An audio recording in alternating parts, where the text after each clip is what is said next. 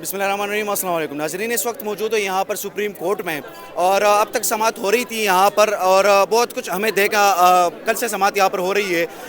وقفے بھی اس میں لیے جا رہی ہے۔ ہمارے ساتھ ایک کورٹ رپورٹر یہاں پر موجود ہے، ان سے بات کرتے ہیں کہ اب تک اس میں کیا ڈیولپمنٹس آئی ہیں۔ السلام علیکم۔ وعلیکم السلام۔ اب سپریم کورٹ نے فیصلہ محفوظ کر لیا اور چیف جسٹس صاحب نے اب یہی کہا ہے کہ ہم ایک وقفہ کر رہے ہیں اور لگ بھگ 5:45 کا انہوں نے وقت دیا ہے، وہ آئیں گے اور ایک مختصر فیصلہ پڑھ کر سنا دیں گے۔ اب آپ یہ کہہ سکتے ہیں کہ عدالت نے فیصلہ محفوظ کر لیا ہے، اور آج کی اور گزشتہ جو روز کی ہنگامہ خیز سماعتیں تھیں اب ان کا اختتام ہو چکا ہے، دلائل سنے ہیں۔ اور آج جو ڈیولپمنٹ یہ ہوئی تھی کہ فریقین کے وکلاء نے عدالت میں آرگیو کرنے سے انکار کر لیا تھا، معذرت کر لی تھی، جس کے بعد عدالت نے آج جو پٹیشنر تھے، درخواست گزار تھے پرویز الہی، ان کے وکیل سے ہی جو میرٹس ہیں کیس کے ان کے اوپر آرگیومنٹس کرنے کی ان کو ہدایات دی ہیں، اور انہوں نے بھی آج آرگیومنٹ کیے ہیں میرٹس کے اوپر۔ اور جو آپ کہہ سکتے ہیں جو کنسائز سٹیٹمنٹس فائل کیے گئے تھے بائیکاٹ سے قبل جو ریسپونڈنٹس ہیں ان کے لائرز کی جانب سے، ان جو کنسائز سٹیٹمنٹس ہیں ان کو بنیاد بنا کر ان سے سوال اٹھائے گئے، نکات ان کے اٹھائے گئے، اور ان کے جواب بھی عدالت نے آج خود سے ہی دیے، اور بیرسٹر علی ظفر نے بھی اس معاملے پر عدالت کی معاونت کی ہے۔ اب بظاہر نظر یہی آ رہا ہے کہ عدالت اس معاملے پر بالکل کنونس ہے کہ جو رولنگ ہے وہ ڈپٹی اسپیکر کی وہ آئین کے منافی ہے، اور اس کی ایک بنیادی وجہ یہ ہے کہ آئین کے آرٹیکل 63A کی جو شق بی ہے اس کے اندر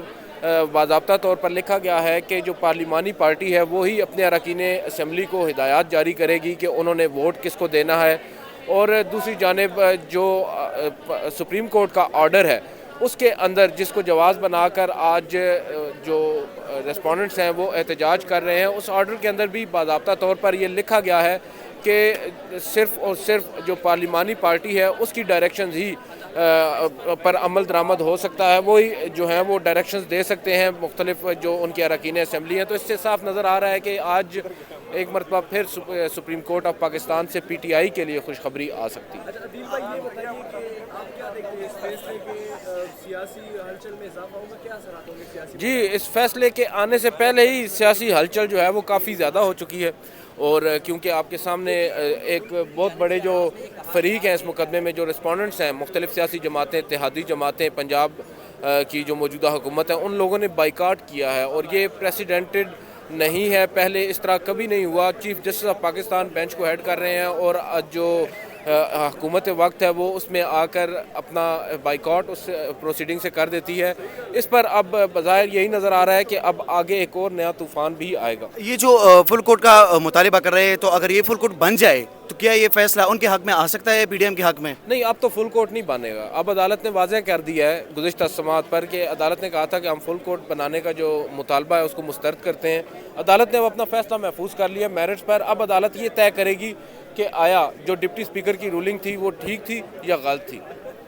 نہیں، فار ایگزامپل مثال کے طور پہ اگر بن بھی جاتا تو کیا ان کے حق میں کوئی فیصلہ آتا؟ جی، وہ آپ اس پہ دیکھنا ہوگا کہ وہ جو ججز ہیں، اب جو اویلیبل ججز بنتے ہیں لگ بھگ ان کی تعداد 13 سے 14 ہے، ان میں سے کیا جو وکلاء ہیں ریسپونڈنٹس کے وہ ان کو کنونس کر پاتے، کیونکہ اگر صرف اور صرف اس بنیاد پر جس بنیاد پر آج عدالت نے فیصلہ محفوظ کیا اس پر بھی میری ناقص رائے میں فیصلہ وہی ہوتا ہے جو اب آج ہونے جا رہا ہے، کیونکہ عدالت نے آئین اور قانون کی روشنی میں فیصلہ کرنا ہے، اور آئین اور قانون کی روشنی میں جب عدالت فیصلہ کرتی ہے تو تمام ججز ایک ہی اس کے اوپر چلتے ہیں، وہ ان کی نظر میں صرف آئین اور قانون ہوتا ہے جب وہ فیصلہ لکھتے ہیں۔ تو اگر فل کورٹ بھی ہوتا تو وہی فیصلہ ہوتا جو آج ہونے جا رہا ہے۔ بہت شکریہ۔ Thank you.